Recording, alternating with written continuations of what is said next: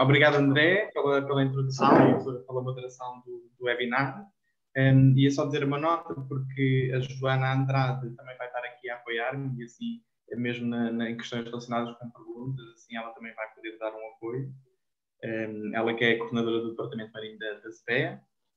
O meu nome é Ani Alonso, sou da Sociedade Portuguesa para o Estudo das Aves.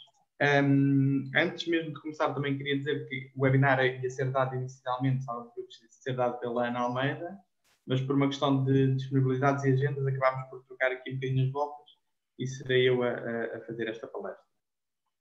De qualquer maneira, agradecer desde já o contributo da Ana e também da Elizabeth, porque elas prepararam inicialmente parte desta apresentação. Então, vou só compartilhar. Eu posso só dizer olá, Ani. Claro que sim, claro que sim. Sim. Olá a todos, é um prazer estar aqui convosco e com a Ani a partilhar este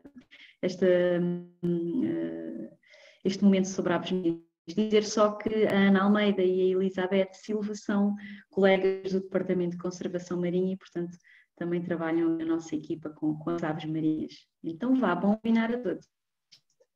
Desculpa, Ani, desculpa, eu se calhar não me expressei bem. Eu queria fazer a apresentação, não te queria passar a batata da apresentação para ti, mas pronto, só para fazer aqui o contexto, o Ani e a Joana são dois nomes bastante bem conhecidos para quem está no mundo das aves marinhas em Portugal.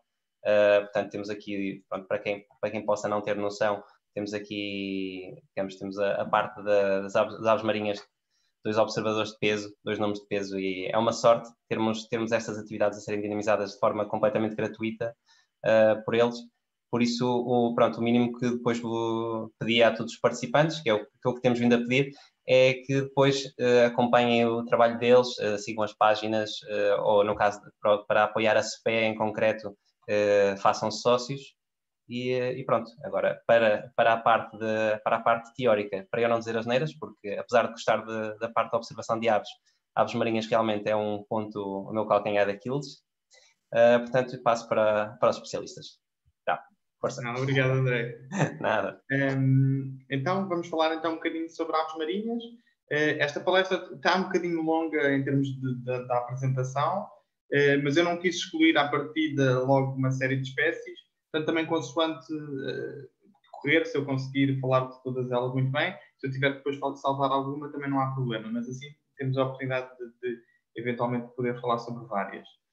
No início vou falar um bocadinho sobre as aves marinhas, o que é que são aves marinhas, um bocadinho as suas características gerais, quer em termos de morfologia, mas também, sobretudo, de outras características, quer seja estratégias de vida, quer seja comportamento. Falar um bocadinho do nosso trabalho na SPEA com as aves marinhas, das ameaças que também pairam sobre este grupo, e depois então um bocadinho sobre as várias espécies, sobretudo as que ocorrem mais na costa continental portuguesa, e que eventualmente algumas delas podem ser observadas em Sagres. Não sei se as pessoas aqui neste webinar estão de facto em Sagres ou não, mas independentemente disso têm de facto essa oportunidade. Muito bem. Então, quem é que nós somos? Nós somos a Sociedade Portuguesa para o Estudo das Aves. Portanto, a nossa missão, nós trabalhamos em prol do estudo e da conservação das aves. Temos um departamento que é o Departamento Marinho, que trabalha mais especificamente dirigido às aves marinhas e aos seus habitats, aos oceanos. E temos uma série de projetos, quer seja de conservação, quer seja de estudo, uma série trabalhamos numa série de vertentes. E também temos imensos voluntários a trabalhar connosco e a ajudar-nos nos projetos. Por exemplo, em projetos de ciência cidadã, em que eles também participam, a recolher informação e, portanto, assim, uma série de coisas. Só para vocês terem uma ideia aqui melhor, uma ideia um pouco mais visual. Portanto, nós fazemos não só o acompanhamento e o estudo das aves, não é? Quer seja nas colónias, quer seja no mar, mas também fazemos ações de educação e sensibilização ambiental, por exemplo, com as escolas, fazemos a promoção da observação de aves. Também trabalhamos a nível político, a tentar influenciar políticas ambientais, portanto, políticas que vão, na verdade, ter consequências a nível da conservação da natureza, e fazemos o acompanhamento de muitos projetos que têm impacto também sobre os ecossistemas e, em final de contas, sobre as próprias aves.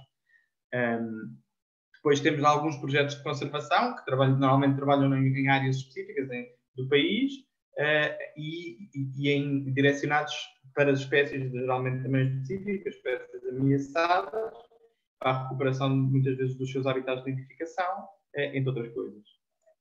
Ora bem, e o que é que são aves marinhas? Não existe propriamente uma resposta assim muito clara em relação a isto, porque, na verdade, existem, em termos taxonómicos, existem várias famílias, várias ordens que incluem aves marinhas. As aves marinhas, no fundo, são todas aquelas aves que, de facto, dependem em grande parte dos oceanos. É verdade que dentro das aves marinhas há aves que conseguem simplesmente passar praticamente todo o tempo da sua vida no mar, enquanto que há outras que têm hábitos mais costeiros, como, por exemplo, algumas espécies de gaivotas, e, portanto, há aqui uma diferença. Alguém que olhasse para este grupo que eu apresento aqui poderia dizer, isto são aves marinhas e aves costeiras. Mas pronto, eu não vou aqui entrar em detalhes sobre essa diferenciação. Todas estas aves que aqui falamos são aves que realmente fazem uso do habitat oceânico. E temos dentro desse grupo, portanto, temos os passalariformes, temos também os alcatrazes e os corvos marinhos, temos algumas espécies de patos que também usam os oceanos, e depois temos a família das gaivotas, que inclui os moleiros, as gaivotas, os grajaus, e ainda os alcídeos, que também são um grupo assim um pouco mais particular. Ora bem, mas na verdade, aquilo que realmente nos faz pensar um bocadinho, quando começamos a pensar em aves marinhas, que é fantástico, é o facto de elas, na verdade, viverem em 3 dimensões. E se pensarmos um bocadinho, há poucos animais que o fazem, não é? Portanto, as aves marinhas utilizam, obviamente, o ar, não é? Porque são aves e voam, a maior parte delas, há algumas exceções, mas aqui todas as que ocorrem em Portugal voam. Usam, obviamente, o oceano, é daí que tiram os seus recursos, a maior parte delas também tira daí os seus recursos alimentares, e muitas delas vivem tempos a fio sem pousar terra, e, obviamente, a terra, pelo menos para fazerem a parte da nidificação, porque não é possível fazê-la nem no ar nem na água. Como é evidente, dependendo das espécies, como as gaivotas, por exemplo, usam também a terra noutros contextos, mas as aves marinhas têm, sobretudo, as suas adaptações estão, sobretudo, focadas no ar e na água. Algumas das adaptações mais relevantes são, todas elas possuem umas glândulas secretoras de sal, que lhes permitem, portanto, de ingerir água do mar e excretar o sal em excesso. É certo que algumas espécies, como a gaivota, também bebem água doce, mas para muitas espécies elas não bebem outra água que não seja a água do mar. E, portanto, esta é uma parte essencial em termos fisiológicos para conseguirem sobreviver. Depois, obviamente, praticamente todas têm membranas interdigitais. Portanto, isso tem a ver já com a prática natatória. E depois há uma outra característica que também é muito, muito importante, que é todas elas têm a glândula orofagial bastante desenvolvida. A maior parte das aves já tem a glândula orofagial e usa para fazer a limpeza das penas, impermeabilização, etc. No caso das aves marinhas, estas glândulas estão super desenvolvidas e é a partir da substância que elas produzem, uma substância bastante gordurosa, que elas conseguem fazer a impermeabilização das penas. E isto faz com que as aves, na verdade, quando estão na água, não se molham. Portanto, permite estar na água, mergulhar, inclusivamente, e elas não molham o corpo. A água fica retida na parte exterior das penas. E esta também é uma adaptação muito importante. Obviamente, mais importante do que tudo é voar. Há aves marinhas que têm uma eficiência de voo em termos energéticos incrível. Provavelmente o caso mais extremo é o do albatroz.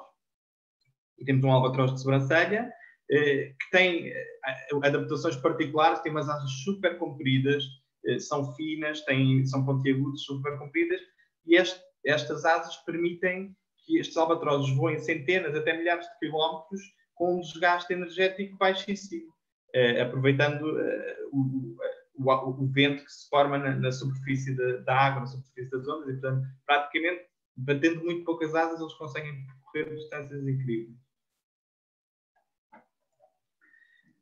Dentro deste grupo dos passalariformes, que inclui os albatrozes, estão, se calhar, as adaptações mais extremas. Tanto é que estas são chamadas as tube-nosed, porque têm uma estrutura na parte superior do bico, que tem a ver também com a parte da excreção também do sal, que nos permite fazer isso com maior facilidade. Lá está, muitas destas aves deste grupo têm as asas realmente compridas e estreitas, o que nos permite minimizar a energia, e muitas delas nidificam em sítios bastante isolados, muitas vezes em ilhas remotas, completamente longe de tudo. A maior parte destas aves, deste grupo, regressa à colónia à noite, embora haja exceções, no caso dos albatrozes, fazem também durante o dia, e mesmo algumas pardelas também o fazem, embora a maior parte, de facto, tenha esse comportamento mais noturno de regresso às colónias, sobretudo por causa de predadores e de outras coisas. Ora bem, em termos de estratégia de vida, aqui uma das coisas mais interessantes é que as aves marinhas têm uma longevidade incrível. Ou seja, por exemplo, temos aqui um caso conhecido de maior longevidade, que é deste albatroz, que foi anilhado há 70 anos. Que é incrível, não é? Portanto, é assim uma coisa completamente impensável, praticamente, dos animais selvagens, mesmo aves de outros grupos, terem uma longevidade neste número de anos, não é? E aqui em Portugal temos uma cagarra que recentemente foi encontrada, infelizmente ainda estava viva, mas depois acabou por falecer, mas que tinha sido anilhada nas Ilhas Selvagens e tinha 40 anos, 3 meses e 16 dias, o que também é uma coisa incrível em termos de longevidade. Também é incrível é que mesmo os pelinhos, que são aquelas aves marinhas mais pequeninas, também conseguem ter longevidades bastante grandes. Isto tem a ver, obviamente, com a estratégia de vida destas aves. Portanto, elas têm uma grande longevidade, mas também têm uma reprodução lenta. O que é que isso significa? Significa que, no caso específico dos Pulsalariiformes, não de todas as aves marinhas, têm uma postura por ano e põem apenas um ovo. Se aquela postura correr mal, se aquele ovo se perder, só tentam novamente reproduzir no ano seguinte. E muitas vezes, algumas delas, as maiores, têm anos sabáticos de reprodução. O que é que isto quer dizer? Quer dizer que não se reproduzem ou não tentam reproduzir-se todos os anos. Fazem os albatrozes, por exemplo, muitos deles reproduzem-se no ano e depois no ano a seguir podem não o fazer. E, portanto, para vocês perceberem que em termos de reprodução, o investimento que a ave faz numa cria é imenso, não é? Porque pode não correr bem, volta a tentar só bastante mais tarde. Por outro lado, também em consequência da grande longevidade, desta estratégia lenta, não é? Muitas espécies demoram vários anos até atingirem a maturidade para se reproduzirem. Por exemplo, no caso das cagarras, elas têm a primeira reprodução entre os 7 e os 13 anos, alguma coisa assim. Portanto, são imensos anos, é incrível. Portanto, os imaturos passam 6 anos no mar, se calhar ainda visitam a colónia quando têm 3, 4 anos de idade, mas passam imenso tempo até se tentarem reproduzir. É uma coisa realmente fascinante, mas isto tem um revés da medalha. É que esta estratégia não é nada boa quando temos muitas ameaças sobre nós. Portanto, uma estratégia lenta, de reprodução lenta, significa que se de repente tivermos uma mortalidade elevada, isto pode ser, de facto, um fator negativo para a espécie conseguir recuperar, em termos de conservação. Claro que há outras aves que não têm apenas uma postura, têm uma postura de mais ovos e até conseguem pôr as posturas, é o caso dos gaivotas, por exemplo. Estas aves também gostam bastante de se reunir em colónias, isto por várias razões, não é? Primeiro porque tem poucos sítios onde se podem reunir, há poucos sítios disponíveis e, portanto, e gostam de se reunir em sítios remotos, portanto acabam por aí se reunir-se bastantes espécies, onde não tem também, a maior parte delas não terá tantos predadores. Tem alguns, mas não tem pelo menos terrestres.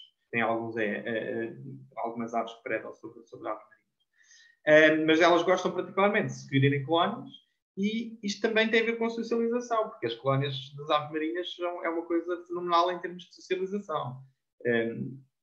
Eu vou passar aqui 2 vídeos rápidos. Isto é uma colónia de aves marinhas em Replinada, na Irlanda do Norte. São sobretudo alcídeos, portanto, airos, alces, tordas, peço desculpa. Portanto, airos, tordas, alguns pulmares. E, portanto, e aqui uma outra colónia.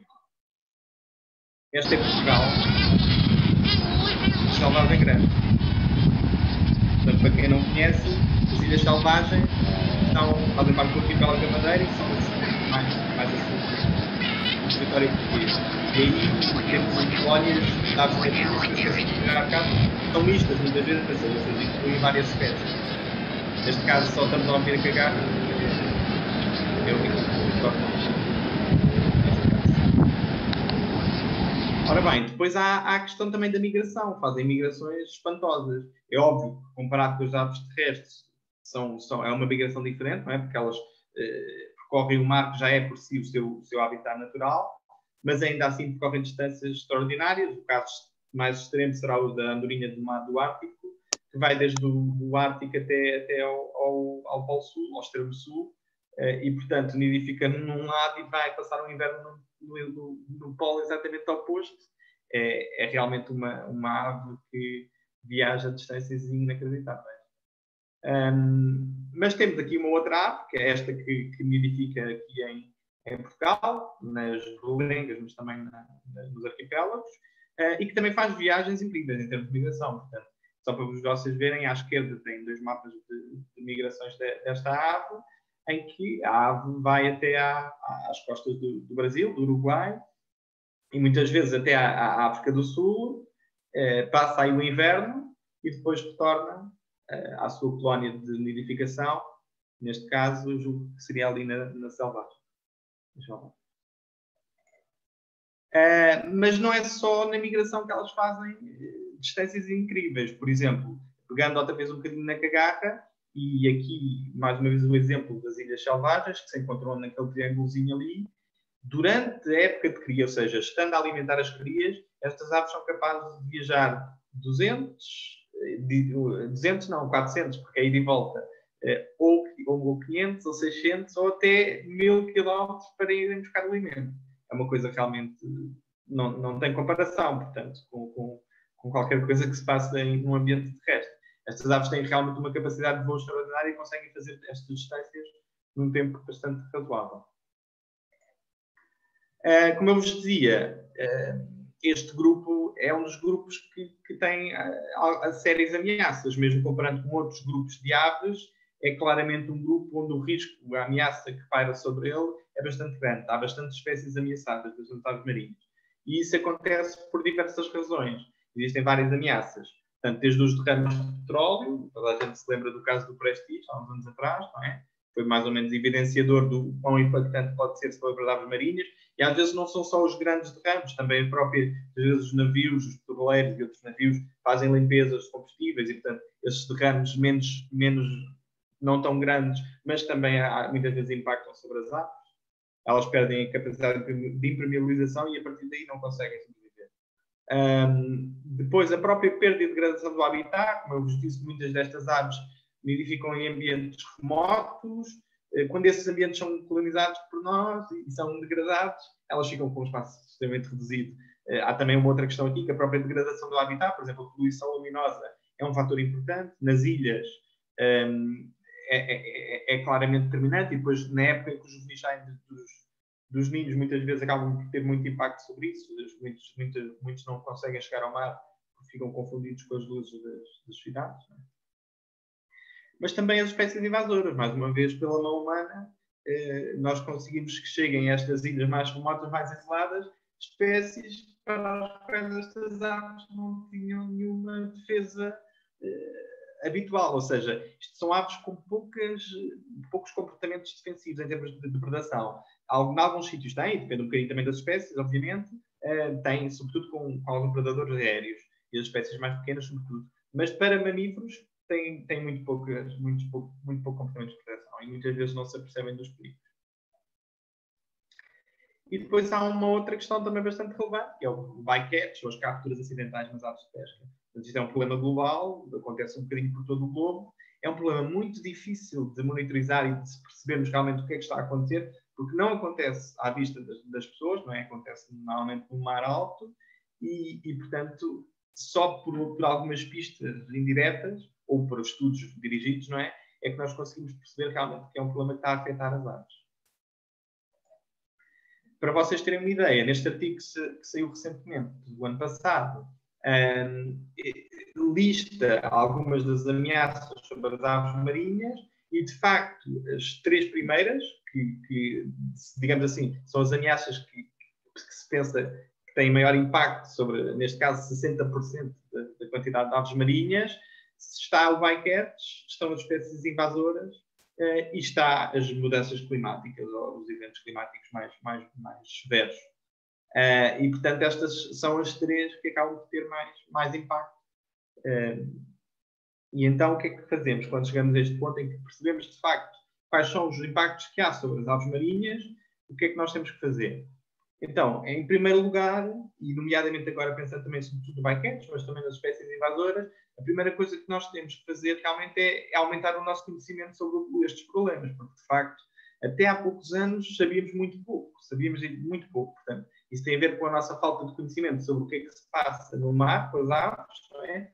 Mas também, muitas vezes, a própria falta de utilização das colónias faz com que não tivéssemos assim tanta informação sobre esse impacto.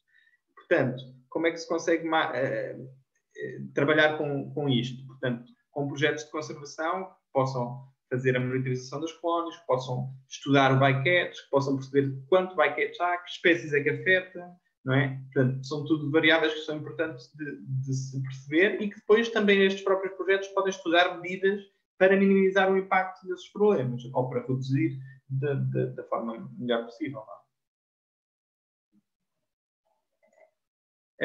Portanto, em termos de monitorização de colónias, só para vocês terem uma ideia de quão vasta é esta parte, se trabalha numa colónia de aves marinhas, recolhe-se uma série de informação importante, quer a nível do sucesso reprodutor das aves, não é? Que é importante para saber se estão a conseguir ter uma descendência em número suficiente, mas também a prospecção de ninhos, faz censos populacionais, também hoje em dia faz-se muito seguimento das aves, com aparelhos de telemetria, por exemplo, GPS, GLS, para sabermos onde é que as aves andam. Muitas vezes, ao sabermos também que áreas é que elas utilizam, podemos perceber melhor qual é o risco que correm, por exemplo, se forem áreas de pesca, não é? Mas depois também há coisas mais que já se fazem há muitos anos, as contagens das colónias, das aves marinhas, a recolha de biometrias, a anilhagem, os estudos de dieta, saber do que é que as aves se alimentam também é importante.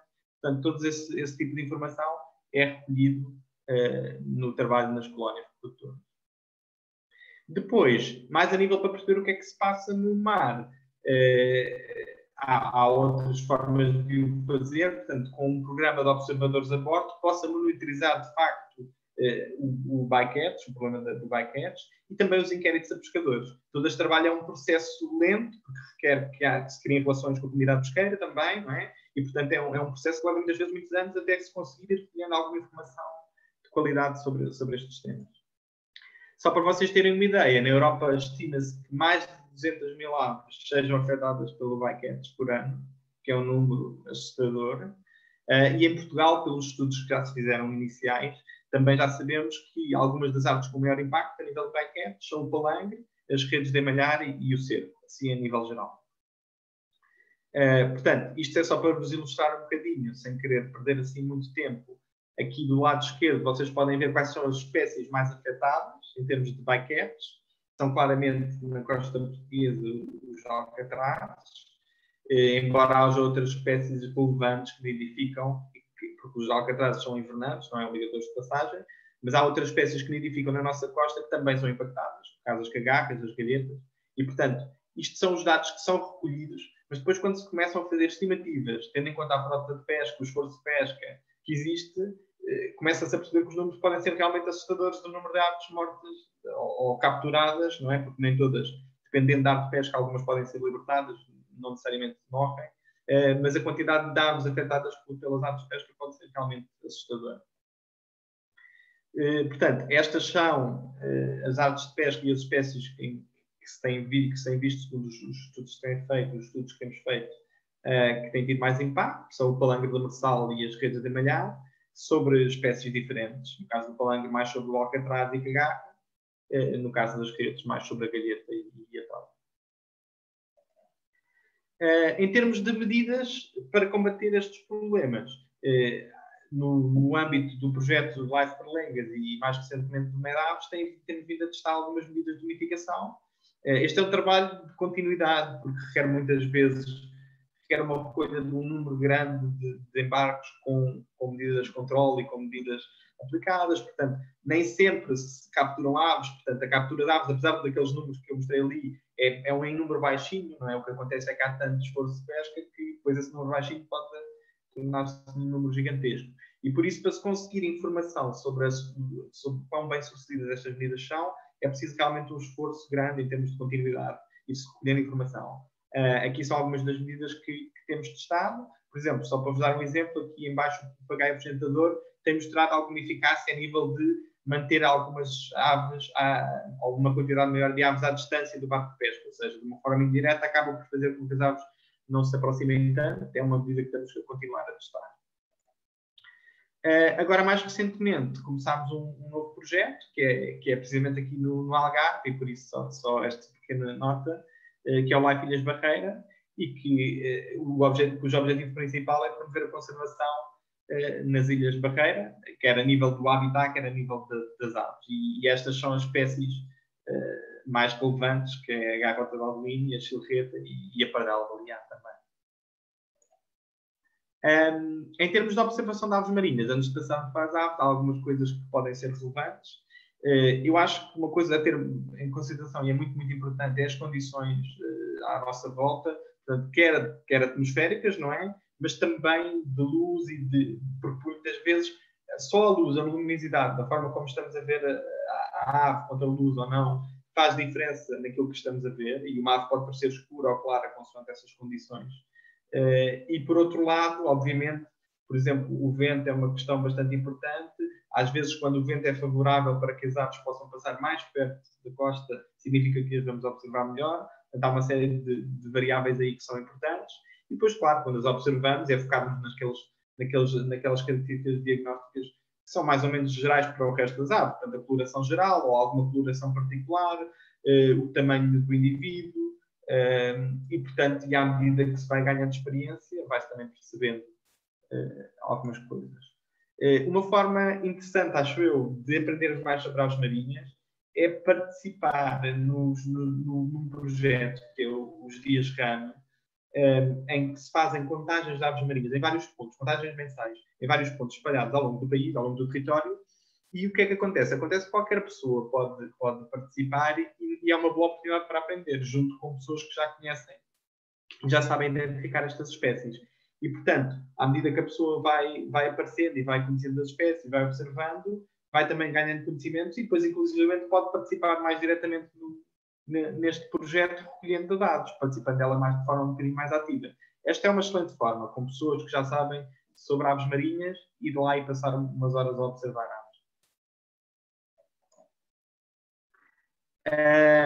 Relativamente às espécies que ocorrem regularmente aqui no território continental. Pronto, como eu disse há bocadinho, tínhamos estes 4 grupos e eu vou falar um bocadinho sobre algumas das espécies por grupo.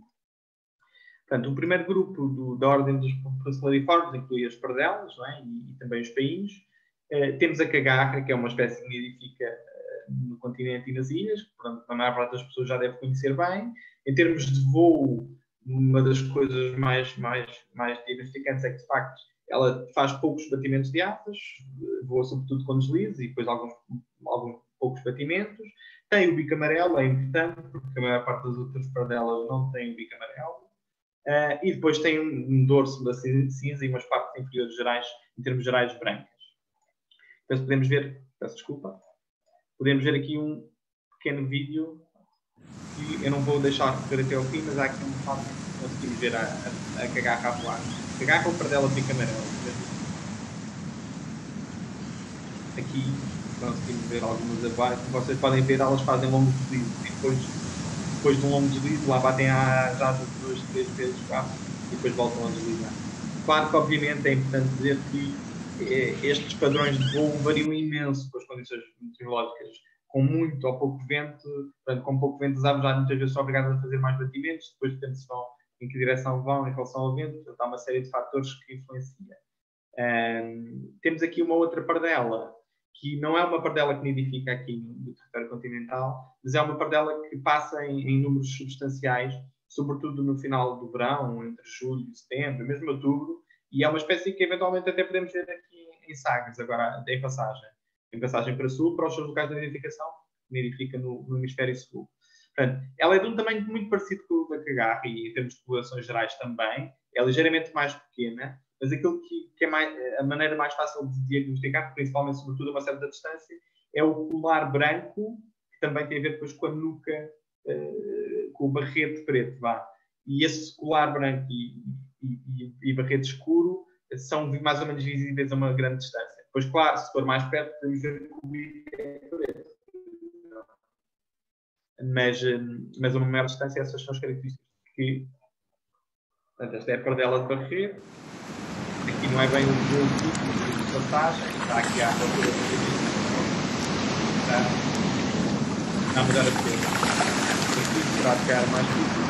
Portanto, como vocês veem, o colar branco é bastante visível e o barreiro preto. Mesmo à distância. Lá vai ela e vê-se bastante bem. Passando aqui para uma outra espécie que também ocorre no nosso território, mas como brigador de passagem. Esta é uma espécie relevante porque está criticamente ameaçada, nidifica nas Ilhas Baleares, no Mediterrâneo, mas, no entanto, usa muito as nossas águas como zona de invernada e como zona de passagem. Portanto, praticamente todos os indivíduos desta espécie, numa certa altura do ano, hão de passar nas águas portuguesas. Em termos de identificação, ela é uma pardela castanhada, é mais pequena que a cagarra, tem mais batimentos de asas, embora também faça alguns deslizes, mas é um voo mais rápido e com mais batimentos. E uma coisa que os deve identificar é que, portanto, tem um abdômen mais claro em relação ao corpo castanhado, e isso é mais ou menos notório mesmo a uma certa distância. Vou passar aqui mais um videozinho. Eles não têm muita qualidade, mas permite mais ou menos. Ali vai uma pardela balear, viram agora o branco do abdômen. Portanto, aqui em baixo temos ganso espatola, dá para ver que é uma ave muito mais pequena, não é? Aqui está a fazer uns deslizes, às vezes, dependendo das condições, claro, pode usar mais esse tipo de voo, mas pronto, não é assim a imagem. Mas é um bom exemplo, sabem porquê? Porque de facto aqui, depois aves marinhas, muitas vezes não é possível assim ter as melhores condições para observar as aves. Por isso também é importante às vezes existir um bocadinho, irmos mais vezes observar aves, cada vez dizem que realmente conseguimos vê-las mais perto, e aí é uma boa altura para conseguirmos ir reconhecendo estes comportamentos a nível de voo, e depois noutros dias obviamente podemos vê-las bastante mais longe. Aqui um outro exemplo, se calhar não uma ave que não aparece de forma em tão grandes quantidades, aqui na nossa costa, portanto aqui é o furabusto do Atlântico, que é uma mini cagarra, é uma pardela bem mais pequenina, parecida em termos de tamanho com a pardela balear. A diferença entre a pardela balear e esta é que esta tem um contraste muito evidente entre a parte superior do dorso escura, não é? A parte do corpo superior é escura e a parte de baixo é branca. E esse contraste branco-escuro é muito evidente. No caso da pardela balear é só o abdômen que é mais claro em relação ao corpo acastanhado. Em termos de tamanhos, têm tamanhos próximos. Depois aqui uma outra ave que passa também aqui na nossa costa, mas também não nidifica, que também se calhar não é tão frequente ver, não é? Não tanto como estas aves, como a pardela balear, como a cagarra, que é a pardela preta. Esta tem um corpo homogeneamente escuro, portanto essa será se calhar a característica mais evidente. Portanto, ao contrário da maior parte das outras pardelas, ela não tem o corpo claro por baixo. Tem umas asas bastante compridas, também é mais ou menos evidente no voo. É um voo também com bastantes deslizes, sem poucos batimentos de asas. E depois temos aqui um painho, neste caso o alma de mestre, que nidifica aqui em Espanha, em vários sítios, e até passa aqui na nossa costa em números bastante razoáveis, também no Reino Unido, nidifica, e que tem algumas características que o permitem diferenciar bastante bem dos outros painhos, nomeadamente uma barra alar branca na face inferior das asas, e depois, como muitos outros painhos, também tem um urupígio branco, e tem uma cauda quadrada. Mas, de facto, a barra alar branca na face inferior acaba por ser uma característica muito boa para o diferenciar dos outros painhos. Já as outras, não sei se aqui, vamos experimentar só ver. Não é muito bom este vídeo, mas pronto, conseguimos ver o urupígio branco, claramente. E agora conseguimos ver, quando ele bate as asas, quando se vira um pouco, a tal barra alar branca na face inferior das asas. Há bocadinho, mas agora também se vê bastante bem. Muitas vezes, uma das coisas boas de nós para as marinhas é acompanhar a mesma ave durante algum tempo. Porque ela, ao mudar de direção, ao mudar de movimento, muitas vezes permite-nos ver alguma coisa que não estávamos a conseguir ver antes. Portanto, acompanhá-la durante algum tempo, é muitas vezes uma boa ideia. Isto é um comportamento típico depois dos painhos em alimentação, não é? Com as patas a tocarem na água. Aqui temos 4 espécies de painhos, talvez as que ocorrem mais aqui na área do continente. Como veem, o primeiro é o alma doméstica, que é o único que tem então a tal marca alar branca na face inferior das asas. Os outros são muito mais parecidos e difíceis de identificar a partir da costa. Também porque eles não se aproximam assim tanto da costa. E às vezes em dias de maiores tempestades talvez se aproximem um pouco mais, mas na maior parte das vezes não se aproximam assim tanto. É difícil vê-los, quanto mais muitas vezes distingui-los. Mas pronto, existem alguns pormenores que permitem essa distinção. Por exemplo, no caso do casquilho, as patas prolongam-se para além da cauda, o que não acontece nos outros painhos. E, por exemplo, no caso do painho de cauda forcada, nota-se, é evidente também uma bifurcação da cauda muito maior do que nos outros painhos. Então, existem outros pormenores que também ajudariam, mas, de facto, esses são os principais. Mas, mais uma vez, por exemplo, se forem uma saída pelágica, já é possível perceber estas diferenças e vale a pena investirem um bocadinho de tempo a olhar, então, para estas diferenças e tentarem perceber que espécie de painho é que estão a ver. Agora, nós íamos fazendo, eu esqueci-me de referir isto no início, íamos fazendo, à medida que fomos falando das várias aves, uma espécie de um mini quiz para as pessoas tentarem identificar as aves quando aparecer este tipo de slides com as várias fotografias sem o nome da espécie. Então, o que eu pedi era só que as pessoas, que já falámos um bocadinho sobre estas espécies, que pusessem e o nome da espécie que acham que é, 2, o nome da espécie, e assim vamos vendo se as pessoas estão a conseguir também acompanhar esta explicação em termos de identificação. E é sempre bom um teste de surpresa, não é, Ani? Este é mesmo de surpresa.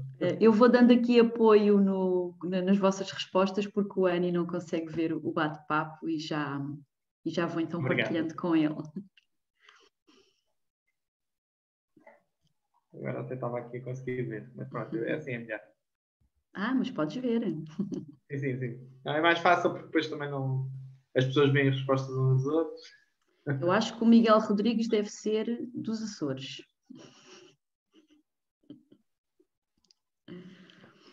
Então, já temos para a fotografia 1, alguém já tem palpites? Acho que já estão a aparecer, sim. Há 2 palpites para a fotografia 1, para já. E 3 para a 2. Ok. Eu vou dar umas pistas. Na fotografia 1, podemos ver que tem um bico escuro. É mais ou menos visível. E na fotografia 4, também já conseguimos ver qualquer coisa. Não é? A coloração da parte inferior do corpo também é mais ou menos... Então, já temos várias respostas para um e não sei se queres que te diga se estão todas certas. Ou não. Basta só algumas pessoas já conseguirem identificar. Sim, já. Ok. Tem sido unânime Pardela de Barrete. Muito bem.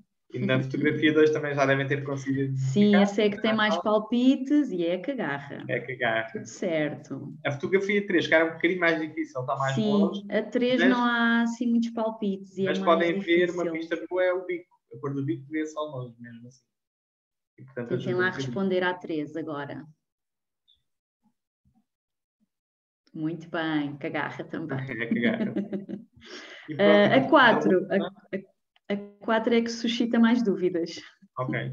Há palpites para pardela preta. Há 2. A sugerir para pardela preta. Ok. Mas neste caso tem um abdômen mais claro. Se vocês repararem bem, tem um abdômen mais claro. É óbvio que às vezes as fotografias, isto também é verdade, não estou a dizer isto só por isso, é mesmo verdade. Às vezes as fotografias não são muito úteis porque nós não conseguimos ver a tal questão das aves mudarem de posição. Por exemplo, aqui não dá para ter muita ideia da dimensão das aves, não é? Proporcionalmente em relação ao corpo, mas de qualquer maneira é visível que em termos de coloração o abdômen é mais claro que o resto do corpo, que é assim castanhado. No caso da pardela preta, essa coloração é mais homogénea. Portanto, sim. É uma pardela balear. Já há palpites para pardela balear, sim. Boa. Vamos então prosseguir. Aqui mais uma. Esta é surpresa, pronto. Ui. Mais uma surpresa. Esta posso dar uma pista. Portanto, é uma espécie de um tamanho similar ao da pardela balear. Acho que é preciso ir recorrer ao guia.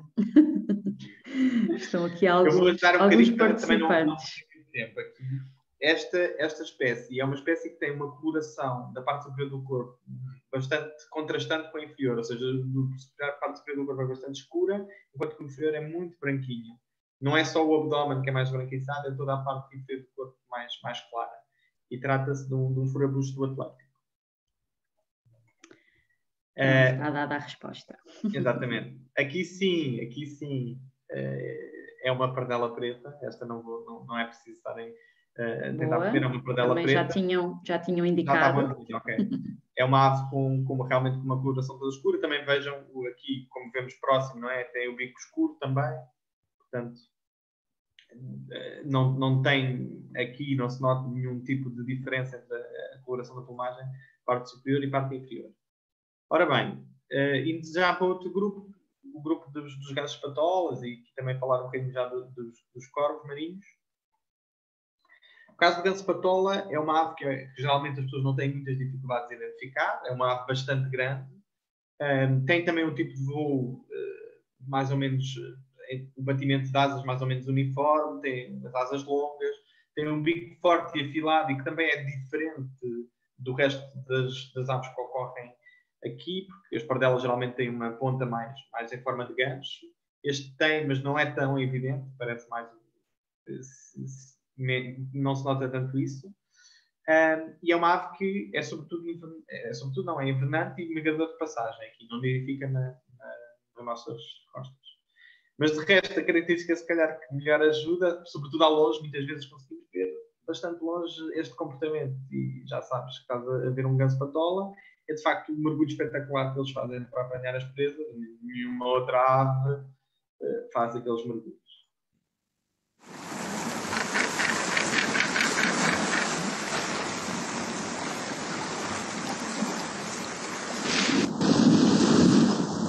Estes movimentos são incríveis, são centenas de gansos patola a fazer, ainda mais incrível.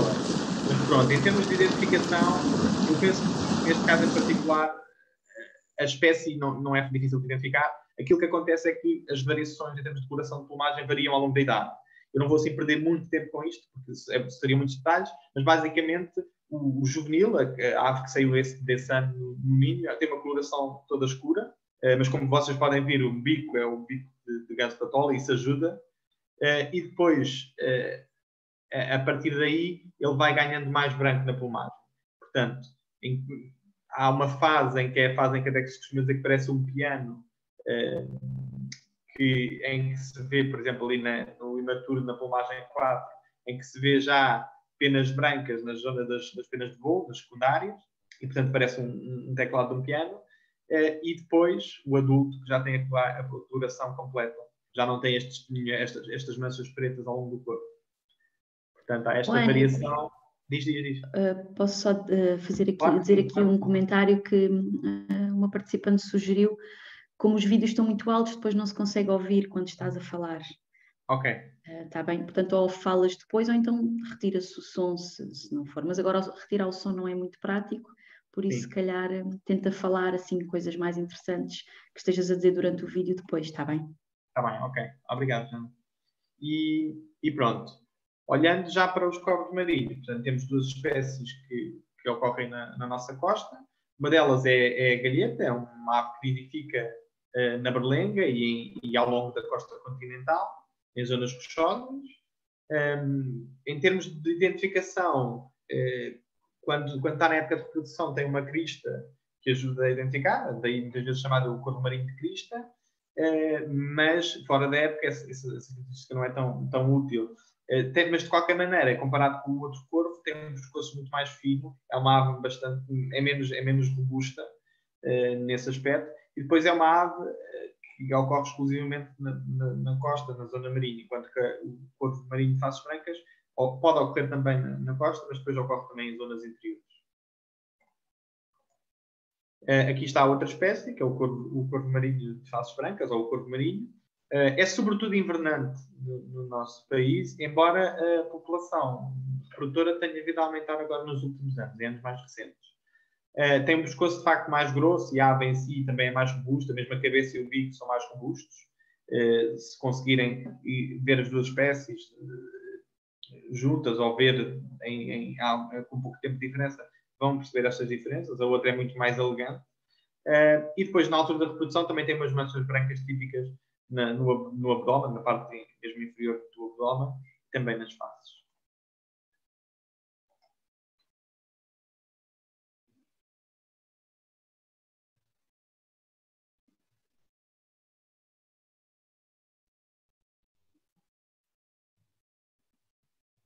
Aqui isso era só para mostrar um bocadinho o corpo marinho de faces brancas. Estas duas espécies, não esquecem de dizer, são excelentes mergulhadoras e, portanto, capturam as suas presas, são capturadas mergulhando e, portanto, procurando nas zonas das rochas, etc., e fazem perseguições. Têm uma excelente capacidade natatória. Depois há aqui uma outra espécie, também um bocadinho à parte das outras aves marinhas, porque é um pato, que é a negrola, e é uma espécie que ocorre também na nossa costa. É uma espécie que tem uma coloração geral toda escura, mas os machos são todos escuros, todos pretos, e as fêmeas e os juvenis são muito mais acastanhados. Eles muitas vezes passam em voo, um voo mais ou menos rápido, com batimentos de asas rápidos, como geralmente os outros patos, mas muitas vezes passam uma espécie de um comboio. E aí, se prestarmos atenção, é bastante visível, muitas vezes, vermos os machos e as fêmeas, conseguimos perceber, os machos mais escuros e depois alguns bichos castanhos, e portanto também ajuda a identificar logo a espécie. São mesmo a espécie, e que há uns que são pretos e outros que são castanhos. É também um excelente mergulhador, esta ave. Eu acho que este vídeo não está a funcionar, por isso vou já passar para o próximo. Portanto, temos aqui mais um pequeno quiz. Portanto, já sabem, se quiserem dar algum palpite, vão pondo o número da fotografia e a espécie que acham que pode ser. Olha, já agora, Ana, enquanto tentam dar as sugestões, há aqui uma questão que eu não sei bem responder, que o Miguel faz, que é se na negrola, se as fêmeas fazem... Ele pergunta se as fêmeas fazem bandos ou os bandos são mistos, de machos e fêmeas. Eu tenho ideia que são mistos, não é? São mistos. Sim, são mistos. daquilo que me lembro, do que já vi, pois. Sim, normalmente são mistos. Não quer dizer que não possa às vezes passar um bando, obviamente, de fêmeas ou de machos, mas muitas vezes são mistos, e daí muitas vezes em bandos grandes, não é? E, por exemplo, mesmo aqui em Sagres, não é raro passarem alguns bandos, não é? Sobretudo na altura de migração, e às vezes bandos com dimensões razoáveis, e nesses bandos consegue-se perceber normalmente que há machos e fêmeas presentes. Muito bem. Olha, já temos aqui vários palpites. Para um, penso que é unânime, alma de mestre. Bem. Para o 2, sim, 2 também corvo marinho. Corvo marinho ou corvo marinho de faces brancas, portanto também tudo em sintonia, tudo muito atento. Para o 3, quais são as sugestões? 3, pardela preta. Sim. E o último, 4, alcatraz. Portanto, 100% certo a todos. Muito bem. Agora falando um bocadinho agora sobre um outro grupo, que inclui aqui os moleiros e as gaivotas. Portanto, temos a gaivota de patas amarelas. Eu vou ser um bocadinho mais rápido, espero que não levem mal, só para depois conseguirmos ainda chegar ao outro grupo a seguir. Portanto, algumas espécies vou passar um bocadinho mais rápido. Portanto, esta é uma espécie que nidifica no nosso país, também toda a gente conhece. Tem um dorso acinzentado e a parte inferior do corpo claro. Bico e patas amarelas. Obviamente, os juvenis têm uma coloração distinta. Depois temos aqui uma outra espécie relativamente parecida em termos de aspecto, mas que tem uma coloração ligeiramente mais escura, que é a gaivota de asa escura, e que não tem nidifica em alguns sítios do país, mas em números muito, muito reduzidos. A maior parte dos indivíduos que nós vemos, e vemos em números muito, muito, muito significativos, são aves invernantes que nidificam no norte da Europa. Vêm para aqui, quer em passagem, quer passar o inverno. Aqui só para... peço desculpa. é só para verem, aqui estão uma gaivota patas amarelas e uma gaivota patas escura lado a lado. Obviamente, mais uma vez digo, às vezes as condições de luz podem ser úteis ou não para conseguir às vezes diferenciar estas espécies. Claro que quando estão de lado a lado é muito mais fácil, não é? Às vezes quando há um indivíduo sozinho pode ser mais difícil. Depois aqui temos uma outra espécie, que é a gaivota de cabeça preta, é uma espécie invernante também no nosso país. Aqui esta espécie poderia-se confundir um bocadinho com o guincho. A grande diferença é que esta tem as partes superiores, quer inferiores do corpo e das asas, todas muito brancas. Mesmo as penas de voo são todas brancas.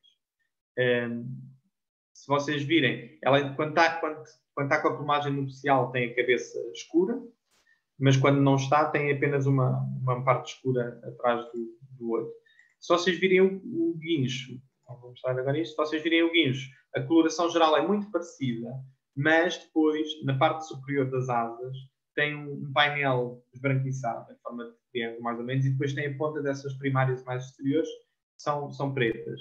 E, portanto, essa é uma diferença entre estas duas espécies que são parecidas. Em termos de plumagem nupcial, o guincho também tem uma cabeça, também tem a cabeça escura, neste caso é mais acastanhado, não é bem preto, e forma uma espécie de barretezinho na ave, se vocês conseguirem vir algum bicho, porque às vezes já tem a plumagem nupcial, ou ainda tem, quando passam, porque elas são sobretudo invernantes, embora haja algumas suspeitas de nidificação em alguns sítios. Mas quando podem ver bichos em plumagem nupcial, e nesse caso, se conseguirem ver próximos, vão ver que de facto é castanhão. Depois temos aqui uma outra espécie, que é a gaivota de Alvim, que nidifica apenas no sul do país, na zona da Rio Formosa. Portanto, se vocês conseguirem ver a ave em voo perto o suficiente, vão perceber que tem a íris escura, tem um olho escuro e o bico muito vermelho. Portanto, são coisas que ajudam bastante se conseguirem ver perto o suficiente. De resto, em termos de plumagem, tem uma plumagem superior cinzentada e inferior branca, como as outras gaivotas, embora haja uma diferença mais subtil em termos de coloração. Mas eu penso que a coloração do olho e do bico muitas vezes ajudam, porque quando as vemos passar mesmo em voo é possível ver essa diferença de cor. E agora temos aqui uma outra espécie, que é o alcaide, ou o moleiro, que é um bicho, sobretudo invernante, migrador de passagem, gosta muito de roubar o alimento às outras aves, é um bicho bastante chato para as outras aves marinhas. A forma do corpo geral é muito diagnosticante. Esta espécie tem uma barriga, parece um barril, é um voo assim mais pesado, embora ele seja extremamente ágil. Não é por parecer gordinho que ele não é bastante ágil, pelo contrário, é das aves mais ágeis no mar. Mas, sobretudo, mesmo visto a uma certa distância, aquilo que também é muito notório, além da barriga saliente, é os flashes das primárias. Portanto, tem umas manchas brancas da base das primárias, que permite que se vêssem os flashes brancos numa plumagem mais escura. Eu vou só pôr um bocadinho, só para vocês verem como se vê tão bem. Mesmo a uma certa distância, vê-se sempre bem os flashes das primárias. Neste caso, sim, exatamente. Neste caso não se vê tão bem a parte do corpo, talvez mais perto, mais fácil. Ora bem, esta aqui, será que alguém já quer arriscar? Vamos lá ao teste novamente, não é?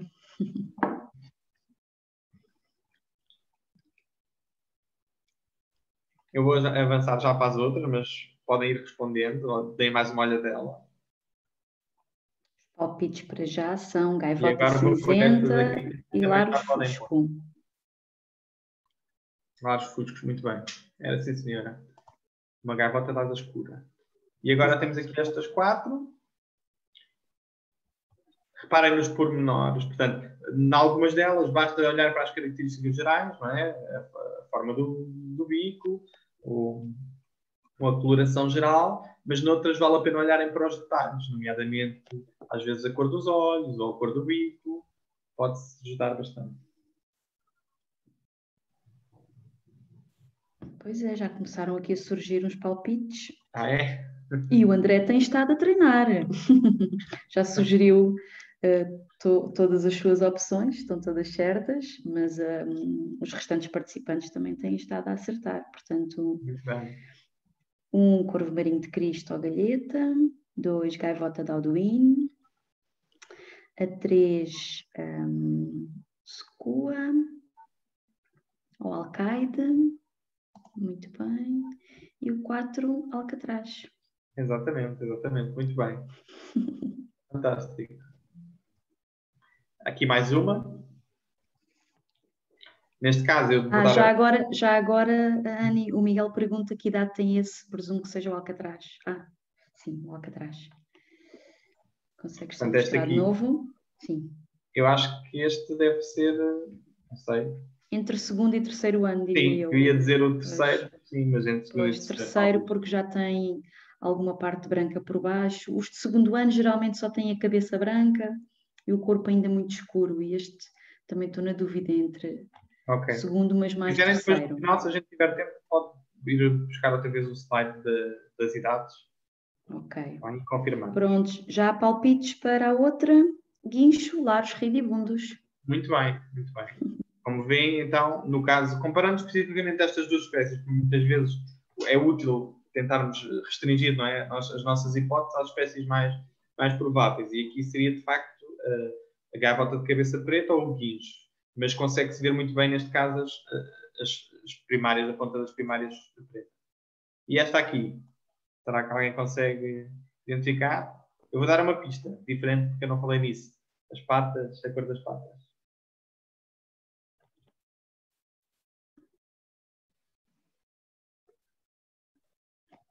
Mas sim, mesmo em voo não enganas ninguém, Anny. Gaivota de Alduin. Muito bem.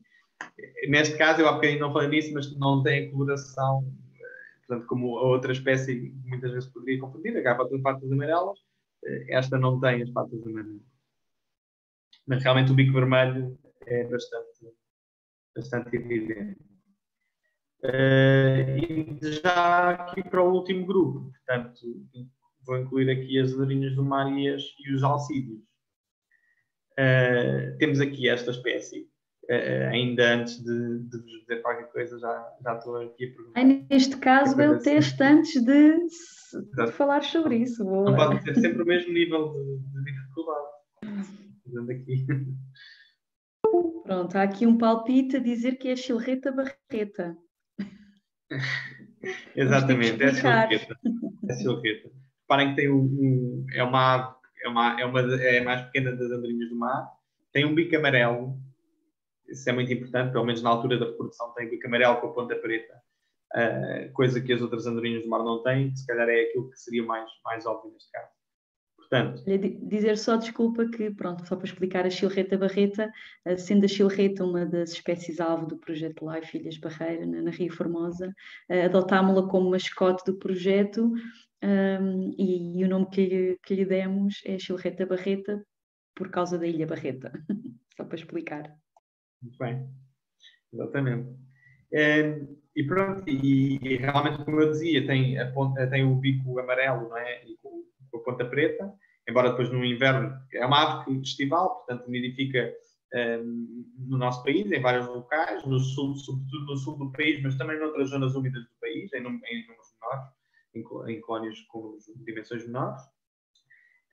Mas comparado com as outras espécies, que eu agora mostro a seguir, por exemplo esta, que é o garajal de bico preto, como eu dizia, aqui a cor do bico é relevante, portanto, tem um bico escuro, neste caso com a ponta amarela. É uma ave bem maior do que a chilreta. No inverno, este capuz preto desaparece e fica com uma fronte branca. Mas à mesma é possível ver o bico escuro. Eu vou passar este vídeo, desculpem, mas é só para conseguirmos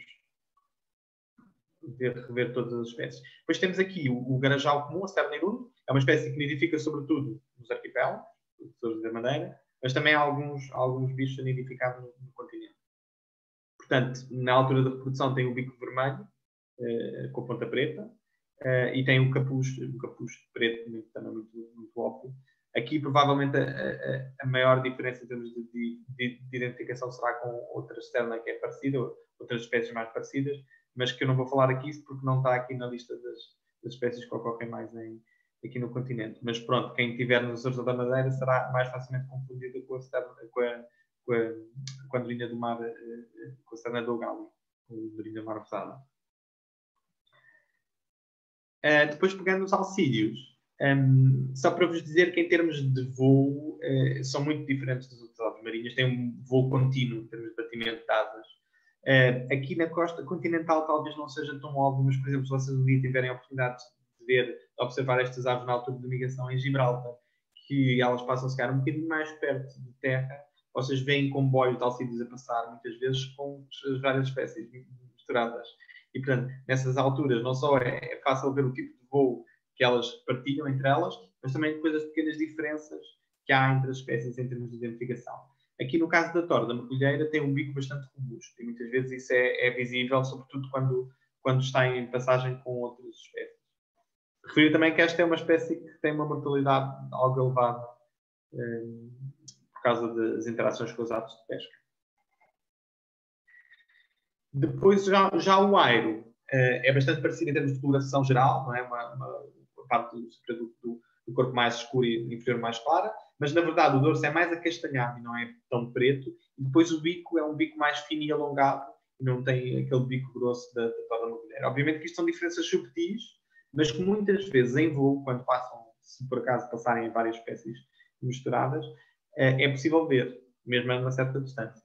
De referir só que em termos de quantidade de abundância, obviamente a torda é uma espécie mais abundante na nossa costa, portanto mais facilmente poderão ver tordas do que aves. E depois o papagaio do mar, que mais uma vez também é uma espécie se calhar mais difícil de ver, não passa tão perto da costa, mas é um animal fantástico pelas suas cores. Na verdade, quando está aqui nas zonas de invernada e de migração, eles não têm a coloração do bico tão bonita quanto nas zonas de reprodução. Eu vou pôr só um bocadinho, eu sei que isto não é aqui em Portugal, mas pronto. Só para ver um bocadinho o papagaio do mar. De facto, é uma ave muito engraçada porque é tão diferente de todas as outras que, mesmo em termos de tamanho, relativamente aos outros dois alcídios, é o alcídio mais pequeno. Portanto, deixo-vos aqui mais um quiz.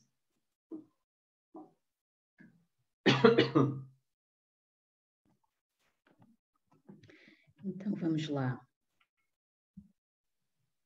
ver os palpites. Não se esqueçam da forma do bico, da coloração do bico, tudo isso é importante.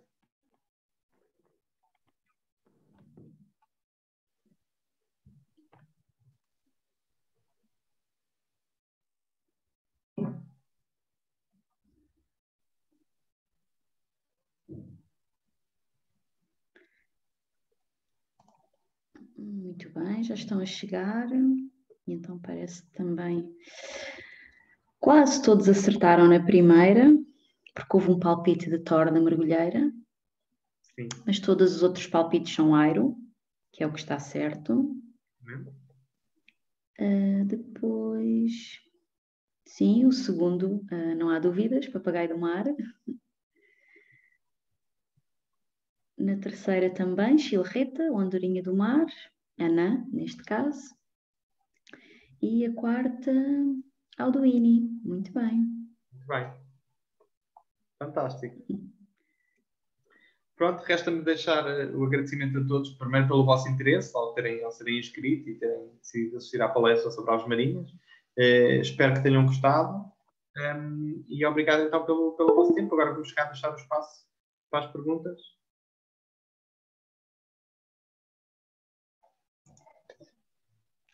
Sim, Anny, olha, já agora, ao início, quando falaste nos dias RAM e nas contagens RAM, havia aqui uma questão para explicarmos um bocadinho melhor o que era e se quiseres posso até explicar. Eu, entretanto, partilhei o link da página da SPE em que explica quais são os censos, qual é o objetivo dos censos RAM, com que regularidade é que ocorrem, os locais onde é mais frequente. Basicamente é uma rede de observadores voluntários que no primeiro sábado de cada mês, ao mesmo tempo, portanto em simultâneo, estão nestes locais a fazer contagens de aves marinhas. Por isso, quem tiver interesse em participar ou saber mais, pode consultar a página do site que tem também o contacto, onde podem obter mais informações. É sempre ao primeiro sábado de cada mês, exceto algumas exceções, como é, por exemplo, o caso deste mês de outubro, em que será só no próximo sábado, em vez de ter sido ontem.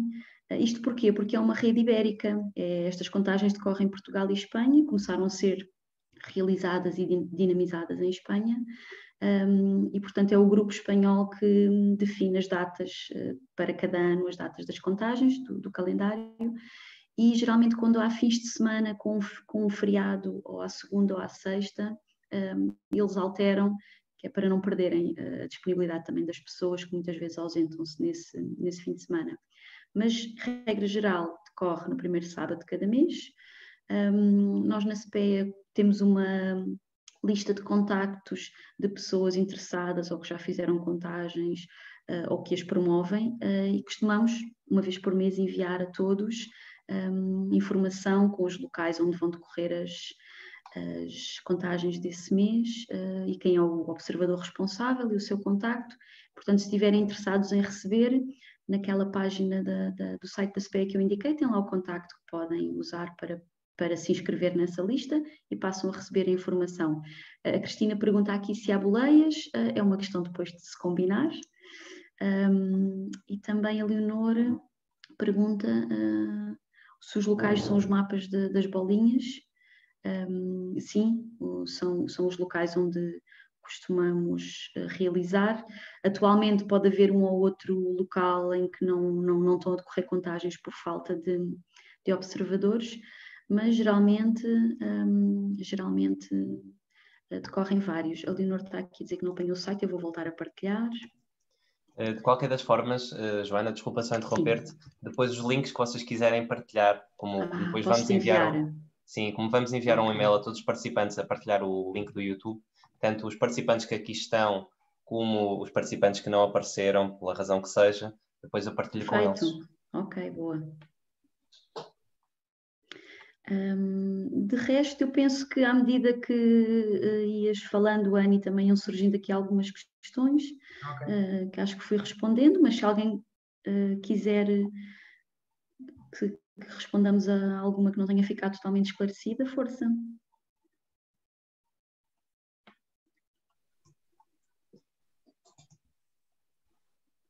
E penso que até podem falar, não é? Podem usar o microfone. Se não quiserem estar a perder tempo a escrever, se calhar é mais rápido. Sim, não estamos muitos, eu acho que se pode permitir ligar o microfone, sim. De qualquer das formas, Anny, não te deves ter apercebido porque estavas a apresentar, mas entretanto foram entrando várias pessoas e chegamos a ter aqui então 30 participantes. Foi correto. Olha, já agora deixa-me só acrescentar que há pouco penso que foi o Miguel que vai amanhã fazer uma saída pelágica. Perguntou o que é que se tem estado a observar e eu consegui aqui saber algumas. Deixem-me só resgatar aqui essa informação. Portanto, tem-se estado a observar cagarras, pardelas baleares, painhos, não especificam as espécies, mas pelo menos hidrobates penso que se estão a observar. Várias espécies de moleiros, portanto, para além do alcaide, também se tem estado a observar os outros moleiros. Falaropos, também já viram, que penso que o Anny não falou. Eu estava às vezes aqui um bocado distraída a responder às questões e não fui vendo todo, mas pronto, é um grupo, é uma limícola marinha, digamos assim, não é? Senão... É um grupo um bocadinho mais particular, não é? Sim, exato. E também dentro das gaivotas já observaram a gaivota de Sabine, que também não falámos hoje, e que também é assim é menos frequente. É menos frequente aqui aparecer junto à costa, não é? Portanto, parece mais frequentemente na Madeira, se calhar, nas costas da Madeira, do que propriamente aqui, mas é observável. Mas pronto, acho que hoje tivemos uma colega que participou numa de hoje e acho que também viu bastantes espécies, portanto acho que até mais do que estas que são dos dias anteriores. Portanto, acho que quem for fazer alguma amanhã, que vai correr muito bem, vai ser ótimo. E o mar não está muito agitado, por isso está bom. A Leonor ainda pergunta, faz aqui uma questão ainda sobre as contagens RAM, se mesmo sem perceber nada, se ajuda. Bom, ajuda certamente, Leonor, porque é sempre preciso registar as observações. Portanto, geralmente, quando temos alguém com menos experiência, vamos alternando, a pessoa pode ajudar a inserir os dados, que podem ser em papel, dependendo do observador, ou usando uma aplicação de tablet ou telemóvel, que temos também criada para esse efeito, mas vai também observando e vai também treinando um bocadinho a metodologia, a identificação. Portanto, mesmo sem perceber nada, é útil. E é um processo de aprendizagem, pode ser Claro. usado, a participação nestes censos pode ser usado como um processo de aprendizagem relativamente às aves marinhas. Portanto, aos poucos vai aprendendo e depois, quando já se sentir mais confiante, também já pode recolher dados. Não é? A Cláudia partilha aqui que foi hoje ao Pico do Arieiro. Olha que sorte! Na Madeira. Muito bem. Aí já temos André, outras espécies que também não falámos, não é? É verdade, é verdade. As famosas freiras da Madeira. Fica para para outra sessão. E o André também confirma que a gaivota de Sabine também se observou de terra. Eu hoje, por acaso, quer dizer, eu tenho estado em algumas observações aqui durante o Festival de Sagres no Farol de Sagres, e tem sido interessante. Não se tem visto assim com facilidade uma grande diversidade de espécies, mas tem-se visto coisas muito giras. Ainda hoje observámos uma jangada de cagarras, que é quando elas estão pousadas na água, a descansar. Como são muitas, damos este nome de jangada, parece mesmo assim uma plataforma. E vimos uma jangada de cerca de pelo menos 150 cagarras, foi muito giro. E de terra, mesmo a olho nu era visível. E os participantes gostaram imenso. E as cagarras ajudaram, como ficaram ali há algum tempo, ajudaram a que treinassem com os binóculos, com o telescópio, a detectá-las e identificá-las.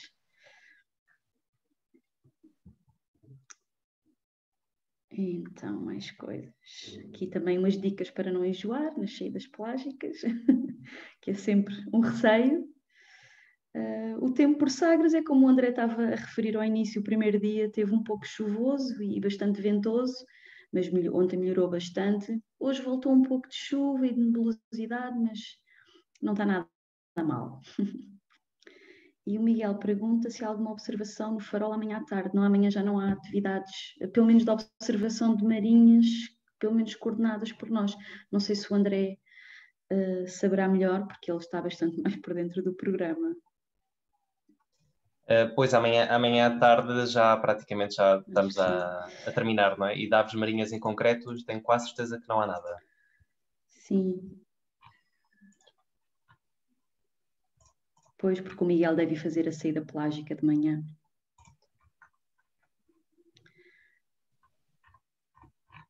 Eu penso que para já...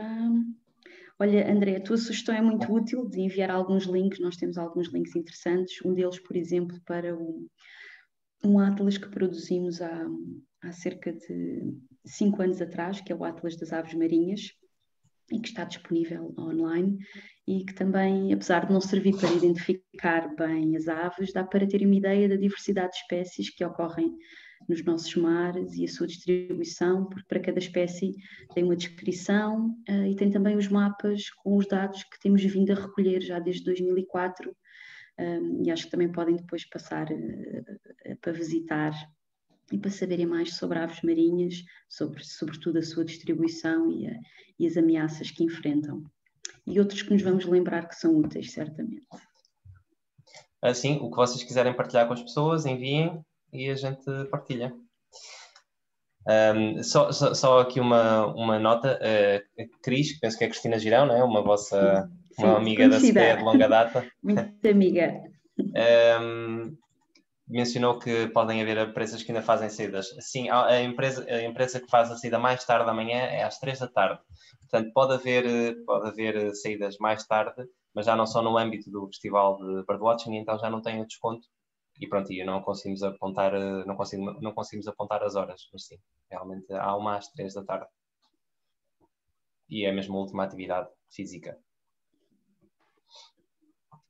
Pronto, então, se não há mais perguntas, quer dizer, há muitas certamente, mas se não há mais perguntas aqui a serem escritas, se calhar damos por encerrado Eu próprio estava aqui com uma criancinha, né? Não parava de descrever. Menos mal que a Joana estava a ser extremamente eficaz a responder a todas as minhas perguntas. E Muito aproveitaste obrigado. para ser o participante. Sim. Boa. Muito obrigado aos dois. Foi super interessante. Fiquei com vontade de participar nos dias RAM. Vou ver se me consigo enquadrar ali em Faro. O A Miguel praia de também Faro, Miguel também sim. está ali em Faro comigo. Se calhar até Boa. vamos ver se conseguimos combinar esforços. Ele percebe mais disto do que eu. Portanto, Eu diria que o Miguel é dos nossos observadores mais assíduos e regulares. Ele raramente Okay. falha uma contagem. Por isso, Ok. um Então, bom pronto, aliado. Pronto, então tenho mesmo que me colar a ele. Fantástico. Pronto. Aproveito só para penso também que foi a Cristina há pouco que mencionou que fez uma observação de aves que não me recordo exatamente onde é que foi, espetacular, que foi numa saída da SPEA. Isso é uma outra forma de também apoiarem a SPEA. Foi na Noruega, desculpa meter-me. Boa! Não, agradeço. Portanto, uma boa forma também de apoiar a SPEA, além de serem sócios, de seguirem nas redes sociais, como já tínhamos falado, por exemplo, é participarem nas saídas mais turísticas que eles fazem, que pelo que eu nunca participei numa, mas pelo que me comentaram são incríveis e vão a sítios mesmo muito interessantes e têm um acompanhamento muito personalizado. Pronto, que isso obviamente faz toda a diferença na experiência, não é? E pronto, isso também é um método de sustento muito importante também para a SPEA. Portanto, pronto, se querem uma recomendação para fazer umas férias mesmo viradas para a questão da observação de aves ou para a natureza no geral, pronto, pode ser interessante verem isso e apoiam uma das ONGs, ou seja, das organizações não governamentais de ambiente mais importantes do país, pronto, que obviamente é muito importante, não é? Apoiar. E é dinheiro muito bem emprego. Pronto. A Cristina é uma das nossas sócias mais participativas em atividades. Pronto. Gostamos muito Então ela sabe do que uma fala. grande entusiasta. Pronto, assim sendo, vamos dar por encerrado. Mais uma vez, obrigado aos dois. Obrigado a todos os participantes pelo entusiasmo, que foi igualado pelo meu. E pronto. Obrigada a todos. Temos mais atividades. Inscrevam-se e participem. Obrigado, Ani. Obrigado, Joana. Adeus. Obrigada, André.